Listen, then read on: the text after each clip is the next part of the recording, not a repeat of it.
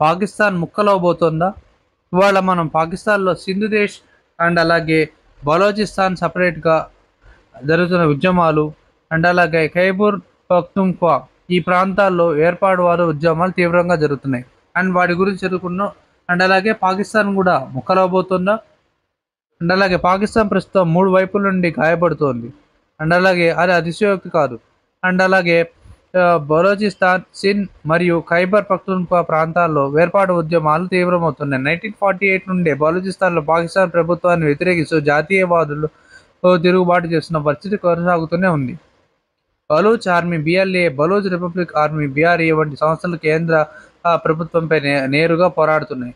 ప్రధానంగా ఖనిజాలు, గ్యాస్, బొగ్గు వంటి సహజ వనరులతో దోపిడీపై తీవ్ర ఆగ్రహం ఉంది. మిలిటరీలతో ఆపరేషన్లు అండ్ అలాగే ఎన్ఫోర్స్, డిఎస్ అపీరియన్స్లు అండ్ అలాగే హ్యూమన్ రైట్స్ ఉల్లంఘన ఈ ఉద్యమాలు మరింత బలకు చేకూర్చాయి. తాజాగా బిఎల్ఏ స్వతంత్ర బలూచిస్తాన్ ప్రకటించడంతో ఈ సమస్య అంతర్జాతీయ మద్దతుకు కోరే దశకు చేరింది. ఐక్యరాజ్య సమితి లేఖలు పంపించడం మొదలైంది. అదే తరహాలో సింధు దేశ్ ఉద్యమంలో కూడా పాకిస్తాన్పై విభజనకు పిలుపునిస్తోంది. అదే సమయంలో ఖైబర్ పఖ్తూన్ఖ్వా ప్రాంతాల్లో తాలిబాన్ అనుబంధ సంస్థల ప్రభావితం పెరిగింది.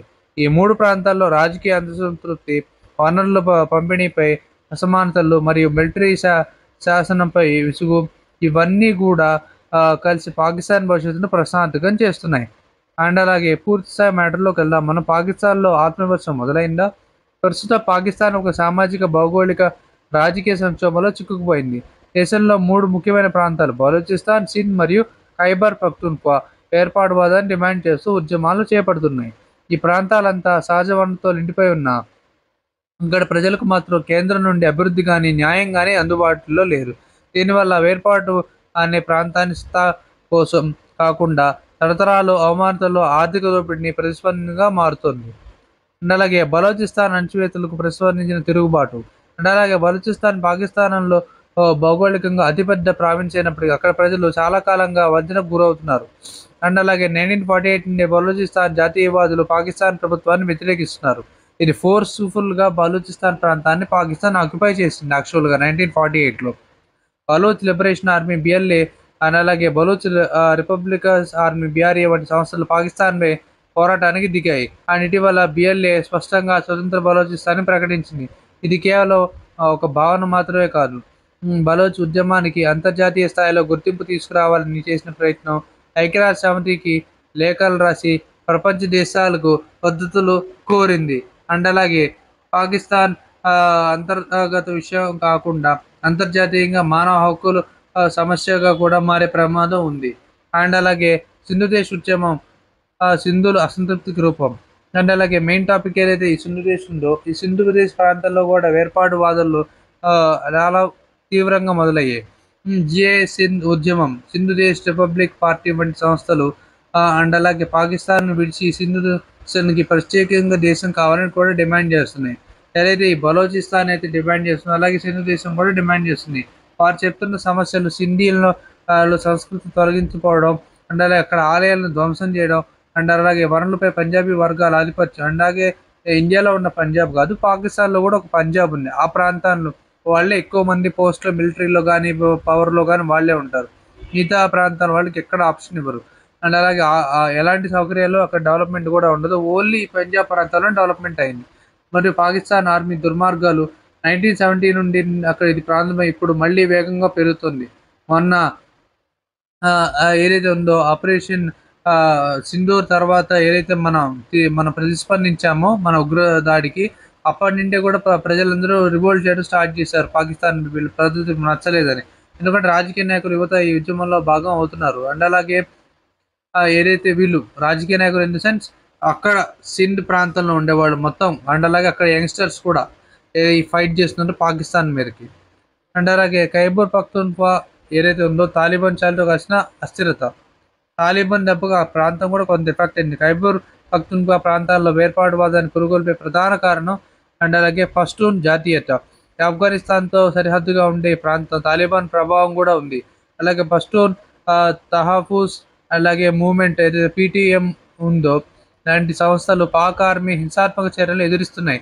అండ్ పస్తూన్ ప్రజలు ఇక్కడ ఆఫ్ఘనిస్తాన్తో దగ్గర సంబంధాలు ఉంటాయి వాళ్ళకి ఇక్కడ పాకిస్తాన్తో పోలిస్తే. అండ్ అలాగే పస్తూన్ ప్రాంత ప్రజలు అన్యాయం, హత్యలు, ఆధిపత్య రాజకీయాలే ఈ ఉద్యమానికి బలంగా నిలుస్తున్నాయి. ఈ ప్రాంతంలో తిరుగుబాటు కేవలం ఉగ్రవాదులు కలిపి చూస్తే మిగతా రాజకీయ అసంతృప్తి కూడా విస్మరించినట్లుంది. ఉగ్రవాదుల దెబ్బకి మొత్తం ప్రపంచమే మొత్తం చాలా ఇబ్బంది పడుతుంది పాకిస్తాన్ దెబ్బకి. అండ్ అలాగే పాక్ ఆర్మీ ఏదైతే ఉందో దాని పాత్ర కూడా ఉంది ఈ డివిజన్ కోసం. అండ్ అలాగే ఈ 3 ఉద్యమాలు వేరు సమస్యలైతే వాటిని కలిపే అంశం ఉంది పాక్ ఆర్మీ నియంతృత్వ పాలన. ప్రజలు సమస్యలపై స్పందించకుండా ప్రజలు బలవంతం అదుపులో తీసుకెళ్ళడం, అండ్ అలాగే కొట్టడం, గల్లంతు చేయడం వంటి అంశాలు ప్రజలపై అసంతృప్తి పెంచుతున్నాయి. తాత్కాలికంగా చేసినప్పటికీ కనిపించవచ్చు. అండ్ దానికి కాకపోతే తాత్కాలికంగా అదుపు చేసినట్టు కనిపించచ్చు కానీ దీర్ఘకాలికంగా చూస్తే ఈ విప్లవానికి చాలా దారితీస్తున్నాయి. పాక్ ఆర్మీ కారణంగా చాలా ఇబ్బందులైతే అక్కడ ప్రజలు ఎదుర్కొంటున్నారు. అండ్ అలాగే పాకిస్తాన్ భవిష్యత్తు విడిపోయే పరిస్థితి ఉందా? ఒకవేళ పాకిస్తాన్ నిజంగా డివిజన్ అయ్యే ఛాన్స్ ఉందా? ఇప్పుడు ప్రశ్న.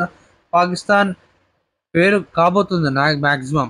అండ్ అలాగే బహుశా ఇంకొన్ని సంవత్సరాలు పడవచ్చు కానీ ప్రస్తుతం ఉన్న పరిస్థితులు చూస్తే రాజకీయ అస్థిరత, ఆర్థిక సంక్షోభము, అలాగే భద్రతా లోపాలు, అండ్ అలాగే మరియు ప్రజల్లో నమ్మకం కూడా పూర్తిగా పోయింది. అండ్ అలాగే ఇవన్నీ కలిసి దేశాన్ని చిన్న చేస్తున్నాయి. చిన్న ముక్కలుగా విడగొట్టే ప్రమాదం కూడా ఉంది. అండ్ అలాగే ఇక్కడ స్పష్టంగా తెలుస్తుంది మనం. అలాగే భారతదేశం సహా ఇతర దేశాలు కూడా దీన్ని సుదీర్ఘ దృష్టిలో గమనించాలి. ప్రజాస్వామ్యం లేకపోవడం, పేదలకు సమాన అవకాశాలు లేకపోవడం ఇవన్నీ కూడా పాకిస్తాన్కు తలకిందులు చేసే మార్గాలు, సూచనలు అనిపిస్తున్నాయి. మనకున్న రైట్ టైం ఏంటంటే ఇదే టైంలో మనం ఎలాగోలాగా ఈ పిఓకే ప్రాంతం ఏదైతే ఉందో దాన్ని మనం తిరిగి తెచ్చుకునేది రైట్ టైం. మన పిఓకే కూడా తెచ్చుకుంటే పాకిస్తాన్ అనేది అసలు చాప్టర్ క్లోజ్. పాకిస్తాన్ పిఓకే మనం తెచ్చేసుకుంటాం, అటు బలోచిస్తాన్ డివైడ్ అవుతుంది, ఇటు సింధు పోతుంది. వన్ ఫైన్ డే త్వరగా మన పిఓకేని మాత్రం మనం తిరిగి తెచ్చుకోవాలి. అండ్ అలాగే మనకి చాలా క్రూషియల్ మన సెక్యూరిటీ కూడా. మోడీ గారు భవిష్యత్తులో త్వరగా మన పిఓకే తీసుకొస్తారని, అండ్ భవిష్యత్తులో అన్నీ బాగుంటే మన భారతదేశం మళ్ళీ ఎంతో డెవలప్ అయ్యి అఖండ భారతావనిగా కూడా మారవచ్చు అని ఆశిద్దాం. అఖండ భారతదేశం కనుక తిరిగి సంపాదించుకునే ఛాన్సెస్ కూడా ఉన్నాయి. మనకి ఎంతో దూరంలో లేదు అఖండ భారతం కూడా తిరిగి రావాలని కోరుకుందాం. బట్ మీకు గనక ఈ వీడియో నచ్చితే లైక్ చేయండి, షేర్ అండ్ అలాగే సబ్స్క్రైబ్ చేసుకోవడం మర్చిపోకండి. అండ్ బెల్ ఐకాన్ మాత్రం కన్ఫామ్గా నొక్కండి. ఎన్నో రకాల ఇన్ఫర్మేషన్ వీడియోస్ నేను మీకు ప్రొవైడ్ చేస్తాను. ఒకవేళ కానీ నేను చేసే వీడియోస్లో మీకు ఏమైనా మిస్టేక్స్ కనిపిస్తే లేక నాకు చెప్పే విధానం నచ్చకపోతే ఎక్స్ట్రీమ్లీ సో సారీ. నేను కన్ఫామ్గా ఇంప్రూవ్ చేసుకుంటాను. Being a new creator please నన్ను కొంచెం ఎంకరేజ్ చేయండి. అండ్ నా ఛానల్ మాత్రం ముందు సబ్స్క్రైబ్ చేయండి అండ్ షేర్ చేయండి. And thank you.